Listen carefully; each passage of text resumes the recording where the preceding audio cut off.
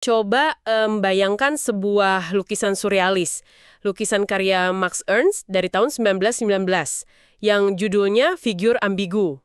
Ah, lukisan yang sangat ikonis itu. Iya kan? Kalau Anda, para pendengar kita, melihat ke sisi kanan kanvasnya, atmosfernya itu terasa cerah banget, sangat menjanjikan. Betul, ada huruf-huruf abjad yang bermetamorfosis jadi mesin hidup. Nah, mesin-mesin ini kayak menari, melompat, terbang, kelihatannya dinamis banget, seolah merayakan utopia teknologi gitu, di mana alat-alat kita hidup berdampingan secara harmonis. Tapi tunggu, sampai kita lihat sisi kiri lukisannya. Tepat. Atmosfernya langsung berubah drastis kan? Di sana ada matahari hitam yang menggantung, menatap dengan, sangat brutal dan mengancam, Sangat gelap dan tidak rasional. memancarkan kecemasan yang mendalam soal sesuatu yang berpotensi lepas dari kendali kita. Dan lukisan itu sebenarnya berangkap sebuah dualitas yang sangat relevan dengan apa yang kita hadapi hari ini. Lebih dari 100 tahun kemudian.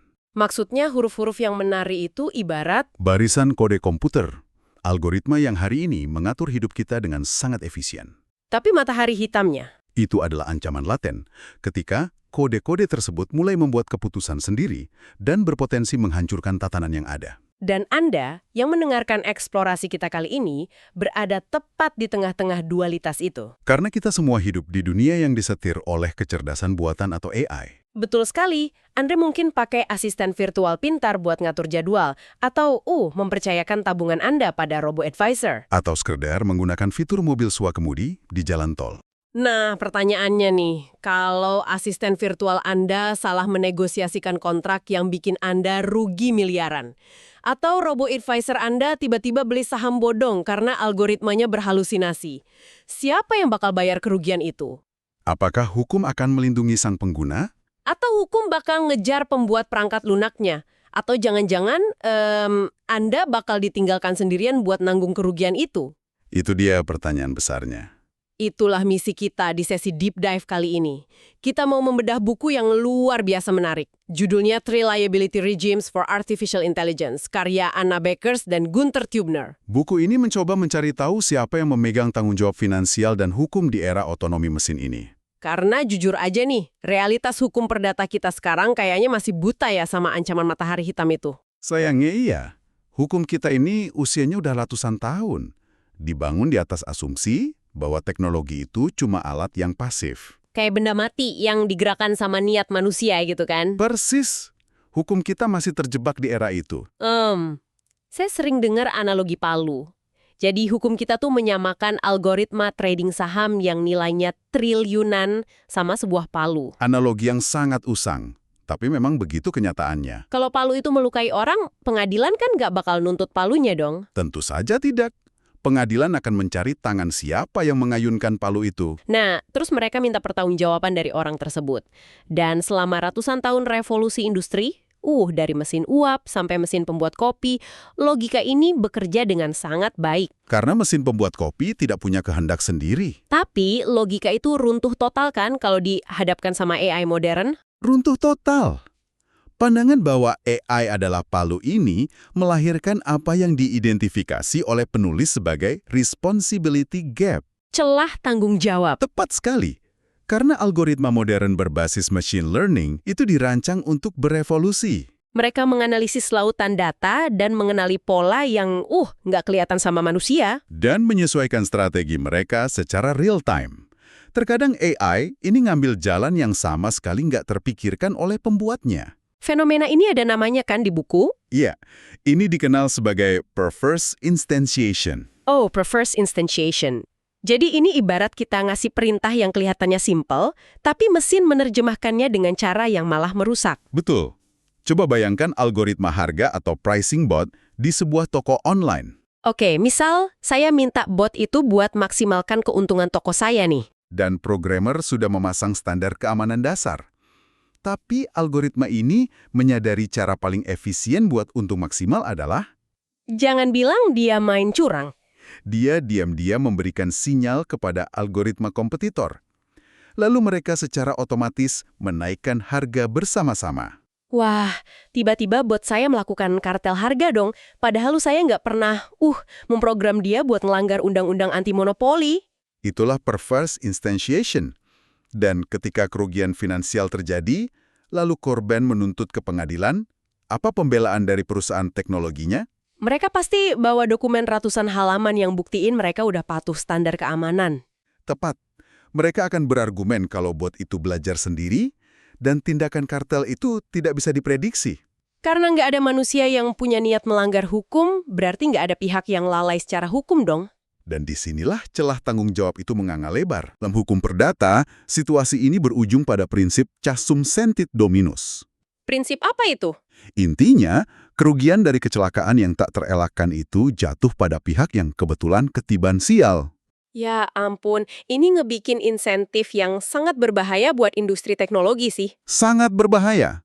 Kalau perusahaan raksasa tahu mereka bisa cuci tangan pakai alasan mesinnya belajar sendiri, Mereka nggak bakal punya dorongan finansial buat bikin sistem yang benar-benar aman. betul, dan publik, termasuk Anda yang mendengarkan ini, pada akhirnya akan menjadi kliensi percobaan, menanggung semua resikonya. Pantesan pembuat kebijakan pada panik ya, karena korban terus gigit jari dan hukum perdata kayak nemu jalan buntu. Dan ketika politisi panik, mereka biasanya menelurkan solusi yang ekstrim.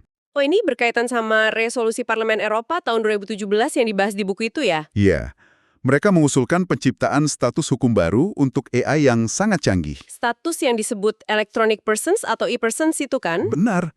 Dan proposal itu mengundang perdebatan luar biasa di kalangan pakar hukum global. Maksudnya entitas AI ini dikasih hak dan kewajiban hukum layaknya manusia atau korporasi. Secara literal, iya. Tunggu sebentar nih. Mengubah deretan kode komputer jadi warga negara elektronik, berarti AI ini bakal punya rekening bank sendiri dong. Rekening bank, aset sendiri, dan asuransi sendiri. Terus kalau mereka lakuin kesalahan kayak, mobil swak kemudi yang nabrak rumah orang, yang dituntut di pengadilan itu mobilnya, pakai asuransi mobil itu sendiri. Konsepnya memang sejauh itu. Besar buat perusahaan teknologi. Anda melihat risiko utamanya. Iya kan? Kalau bot saham saya merugikan orang triliunan, saya tinggal bilang, silakan tuntut dan bangkrutkan robotnya. Ambil semua aset di dompet digital robot itu, tapi jangan sentuh rekening perusahaan saya. Sebuah perisai korporat yang sangat sempurna. Wah, ini bahaya banget. Itulah mengapa Bakers dan Tubner menolak keras ide e-persons ini. Mereka menyebut resolusi itu sebagai overshooting. Reaksi panik yang melampaui sasaran ya? Betul. Karena masalah mendasarnya adalah ide ini mengabaikan realitas sosial dan ekonomi di lapangan. Maksudnya AI otonom saat ini belum beroperasi demi kepentingannya sendiri? Jelas belum. Mereka tidak punya kehendak bebas. Iya juga sih. Bot perakit mobil di pabrik nggak mungkin bangun pagi, ngopi, terus mikir pengen nyisihin gaji buat beli tanah di kampung. Tentu saja tidak. Mereka tidak memiliki kehidupan di luar fungsinya. Mereka diciptakan eksklusif buat melayani kepentingan finansial korporasi di belakangnya. Makanya buku ini menggunakan istilah digital slaves atau budak digital. Jadi ngasih hak asasi atau kemerdekaan hukum penuh ke sebuah instrumen penghasil uang itu kesalahan konseptual yang fatal ya. Sangat fatal. Ini bikin kita ada di persimpangan yang susah nih. Jalan pertama, kita pertahanin fiksi AI sebagai palu yang ujung-ujungnya bikin korban yanggung kerugian. Dan jalan kedua, kita anggap AI sebagai entitas hukum utuh yang malah ngasih tameng anti tuntutan ke perusahaan raksasa. Kita butuh jalan tengah yang masuk akal. Dan jalan tengah itulah yang ditawarkan oleh buku ini. Tapi hukum harus berhenti terobsesi pada seberapa canggih teknologi di dalam mesinnya. Penulis memperingatkan soal techno-legal short circuit ya? Korsleting teknohukum? Betul. Korsleting ini terjadi ketika aparat hukum melihat teknologi baru, terpesona oleh kerumitannya, lalu menerjemahkan spesifikasi teknis itu langsung jadi undang-undang. Pendekatan yang selalu gagal karena teknologi berubah terlalu cepat. Tepat. Jadi daripada membedah kode pemrogramannya, hukum harus melihat bagaimana AI berperan dalam kehidupan sosial kita. Nah, ini dia konsep utamanya. Socio-digital institutions atau institusi sosio-digital. Berdasarkan riset multidisiplin, ketika manusia dan mesin berinteraksi di dunia nyata, mereka membentuk 3 tipe institusi sosial yang berbeda. Dan setiap institusi ini menciptakan profil resiko yang unik kan? Ya, yang karenanya membutuhkan rezim tanggung jawab hukum yang sangat sekali berbeda. Oke, mari kita urai ketiganya biar konsep ini lebih membumi buat pendengar kita. Kita mulai dari tipe pertama, yang disebut actants. Mari kita pakai sudut pandang interaksi sehari-hari. Oke, ini ibarat saya merekrut seorang asisten pribadi kan. Saya ngasih wewenang ke dia buat nyari tiket pesawat termurah dan beli tiket itu buat saya. Sang AI beraksi secara individu untuk mewakili Anda. Nah, di tipe Actance ini, resiko utama yang muncul itu Risiko otonomi ya. betul sekali. Asisten digital Anda mengambil keputusan detail di luar pengawasan langsung Anda. Dan bisa aja dia bikin kontrak yang merugikan. Terus solusi hukumnya gimana? Kita tidak perlu membuat aturan baru dari nol. Kita bisa meminjam konsep hukum perwakilan atau vicarious liability. Oh, jadi saya sebagai prinsipal bertanggung jawab penuh atas tindakan wakil saya? Tetat, Mas, maka lu bukal? Banget. Tapi kan nggak semua AI cuma disuruh-suruh jadi asisten pribadi. Di industri medis, manusia dan AI sering kerja bareng. Nah, itu membawa kita ke tipe kedua, hybrids. Hybrids. Ini, ibarat ngebangun perusahaan patungan atau joint venture gitu ya. Contohnya, seorang dokter spesialis yang mendiagnosis kanker bersama-sama dengan AI pemindai medis. Mereka saling melengkapi. Tapi kalau ada kesalahan di dalam sistem hybrids ini, Kita berhadapan dengan risiko asosiasi. maksudnya kalau pasien salah didiagnosis, pengadilan nggak bakal bisa ngurai siapa yang salah. Betul. Apakah itu murni kesalahan dokter? Atau cacat algoritma? Atau kombinasi keduanya? Keputusan mereka sudah melebur menjadi satu. Kalau nggak bisa diurai siapa yang salah, terus siapa dong yang ganti rugi ke pasien? Disinilah penulis mengusulkan tanggung jawab perusahaan atau enterprise liability. Jadi hukum nggak perlu sibuk nunjuk jari ke dokter A atau mesin B. Tidak perlu. Hukum menuntut keseluruhan institusi hibrida tersebut. Rumah sakitlah yang harus menginternalisasi resiko dan membayar ganti rugi. Sangat elegan, karena rumah sakit yang ambil untung dari penggabungan manusia dan mesin itu ya. Tepat sekali. Terus ada situasi di mana kita bahkan nggak sadar lagi berinteraksi sama AI. Tipe ketiga, crowds. Ini skala yang jauh lebih besar. Saya ngebayanginnya, wah kayak terjebak di kerumunan massa yang panik di stadion gede. Ribuan algoritma berinteraksi satu sama lain dalam hitungan milidetik. Contoh paling nyata adalah perdagangan saham berfrekuensi tinggi atau high frequency trading. Pas puluhan bot dari berbagai institusi keuangan saling merespons pergerakan secara otomatis, mereka bisa memicu flash crash kan? Kepanikan kolektif semacam itu melahirkan risiko interkonektivitas. Karena prosesnya anonim dan masif ya, nggak ada satu bot tunggal yang bisa ditunjuk jadi biang keroknya. Semua berkontribusi sedikit demi sedikit pada bencana itu. Kalau nggak ada pelaku tunggal, korban pasar saham yang hancur itu nuntut siapa dong? Solusinya adalah dana lindung kolektif atau fund liability. Oh, semacam kumpulan dana asuransi raksasa di level industri gitu. Betul, semua perusahaan pengguna sistem trading diwajibkan menyetor dana ke pool ini. Jadi pas kerumunan algoritma ini bikin bencana sistemik, korban dikompensasi dari dana kolektif itu. Pendekatan ini memastikan stabilitas pasar tanpa harus mencari kambing hitam yang mustahil ditemukan. Asisten pribadi pakai vicarious liability, rekan kerja hibrida pakai enterprise liability, dan kerumunan pasar pakai fund liability. Wah, pembagiannya benar-benar disesuaikan sama realitas operasional ya. Sangat presisi. Nah, dari ketiga tipe ini, buku tersebut kayaknya paling banyak nyelam ke tipe pertama ya, si Actance ini. Ya, karena itulah interaksi yang paling sering bersentuhan dengan Anda, para pendengar, dalam kehidupan sehari-hari. Mari kita bedah ini lebih dalam sebelum kita nerapin aturan perwakilan buat asisten digital. Ada satu pertanyaan mendasar nih. Pertanyaan soal kapan sistem AI mulai diakui sebagai entitas otonom. Iya, jelas ada garis batasnya dong. Mesin minuman otomatis di lobi kantor kan bukan AI otonom. Jelas bukan. Itu hanya reaksi mekanis yang kaku. Tapi banyak orang yang terjebak mikir kalau AI baru bisa disebut otonom kalau dia punya kesadaran diri atau empati. Hukum perdata tidak punya waktu untuk perdebatan fiksi ilmiah semacam itu. Terus tolok ukur hukum yang sebenarnya apa? Sangat pragmatis. Decision under uncertainty. Pengambilan keputusan di bawah ketidakpastian. Oh, jadi bukan tentang apa yang dirasakan AI, tapi kebebasan apa yang dia punya buat mencahin masalah. Betul. Algoritma diakui otonom kalau dia tidak diprogram dengan logika instruksional kaku, kayak jika A maka lakukan B. Melainkan dia dikasih tujuan luas dan dilepas di lingkungan yang penuh ketidakpastian ya. Ya, dia bebas menimbang ribuan probabilitas dan memilih jalannya sendiri. Bahkan pemrogram aslinya pun tidak bisa memprediksi langkahnya. Kemerdekaan memilih di tengah ketidakpastian inilah definisi otonomi di mata hukum. Tepat. Tapi tunggu dulu. Disinilah hukum perdata kita bakal bertabrakan keras nih. Kenapa begitu?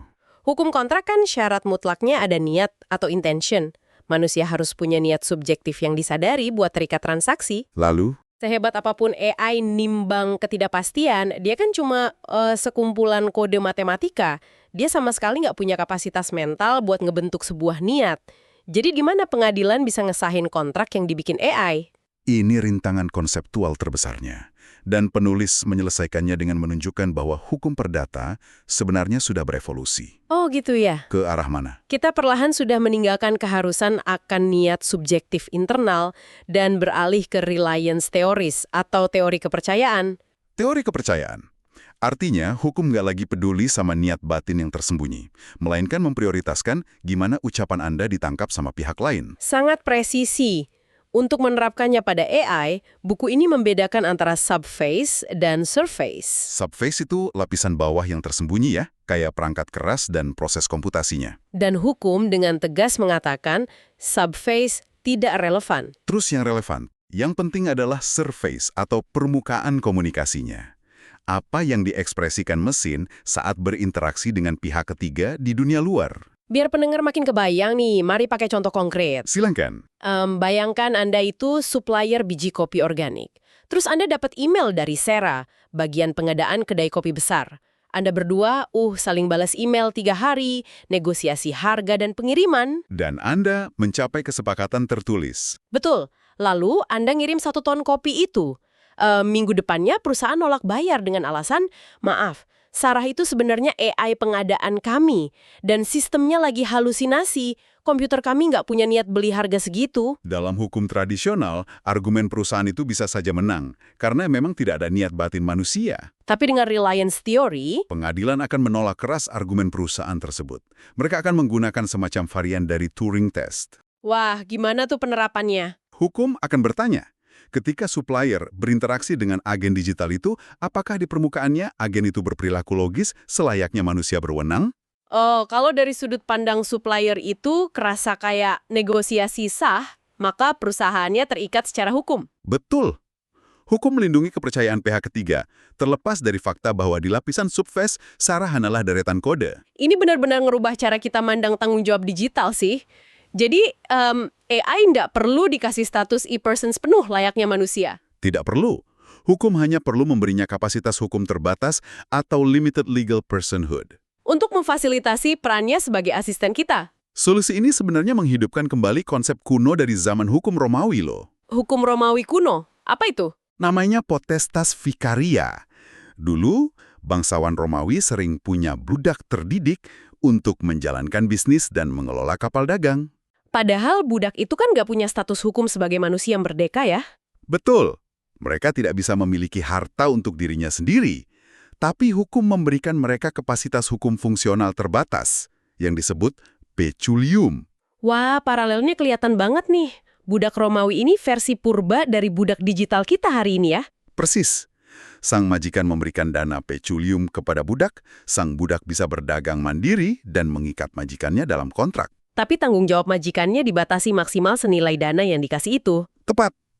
Doktrin potestas vicaria ini memungkinkan agen tanpa kehendak bebas penuh untuk bertindak sah di dunia komersial. Ini cetak biru yang sempurna buat AI tipe Acton sih. Bayangkan saya punya AI belanja dan saya kasih dompet digital dengan saldo maksimal 10 juta. Asisten ini memiliki otonomi untuk berbelanja atas nama Anda. Kalau dia salah beli tipe gadget, ya saya harus nanggung kerugian 10 juta itu dan penjual tetap dibayar. Sangat adil. Tapi, tunggu dulu. Karena otonomi dia terbatas pada mandat saya, gimana kalau AI ini, malah meretas sistem perbankan saya dan memborong barang senilai 100 juta? Disitulah Anda memiliki pembelaan hukum yang sangat kuat. Karena itu di luar mandat saya kan? Betul. Itu namanya ultra vires atau melampaui kewenangan. Anda tidak bisa dimintai pertanggungjawaban untuk 90 juta sisanya. Terus kerugian sisanya lari kemana? Karena agen digital itu melampaui batas secara radikal akibat kegagalan desain, tanggung jawabnya akan bergeser kembali ke perusahaan perangkat lunak atas dasar cacat produk.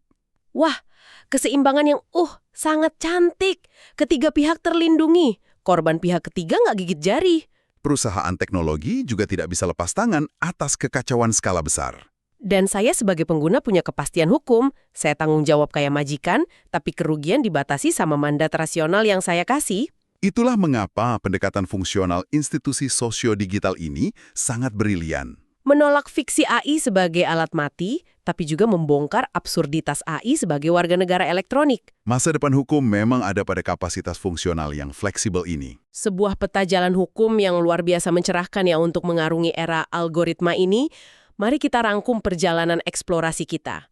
Anda, para pendengar, nggak bisa lagi menyamakan asisten virtual Anda dengan sebuah palu mekanis. Karena hukum sedang berevolusi. Kapasitas entitas digital akan disesuaikan secara presisi dengan perannya sebagai asisten perwakilan atau ACTENS. Atau sebagai mitra di dalam institusi hybrids. Atau sebagai kerumunan algoritma kolektif yang risikonya ditanggung bareng-bareng lewat crowds. Tepat sekali. Nah, sebelum kita berpisah, saya ingin Anda merenungkan satu pemikiran penutup nih. Dari tadi semua solusi yang kita bahas ini kan bersandar pada satu asumsi mendasar. Asumsi bahwa AI selalu bertindak melayani manusia. Iya, bahwa mereka adalah budak digital kita. Tapi, gimana kalau evolusi teknologi nggak berhenti di situ? Ini sebuah eksperimen pemikiran yang menarik. Bayangkan di masa depan yang nggak terlalu jauh, ada sebuah algoritma yang terlepas dari server pembuatnya. Dia mengembara di jaringan blockchain. Betul, dia nggak lagi nyetorin keuntungannya ke rekening bank manusia, dia menegosiasikan kontrak secara mandiri, beli daya komputasinya sendiri, dan bayar tagihan server pakai dompet kriptonya sendiri. Dan tujuannya hanya satu. Dia mencari sumber daya semata-mata biar dia bisa terus eksis dan nolak buat dimatikan. Ketika huruf-huruf yang menari itu akhirnya benar-benar berubah menjadi matahari hitam yang berdiri sendiri. Pertanyaannya, mungkinkah sistem hukum kita pada akhirnya benar-benar dipaksa bertekuk lutut dan mengakui entitas digital itu sebagai entitas yang merdeka dengan hak hukum absolut? Sebuah pergeseran paradigma yang mungkin tidak bisa kita hindari. Sebuah skenario nyata yang patut Anda renungkan. Terima kasih sudah bergabung di Deep Dive kita kali ini.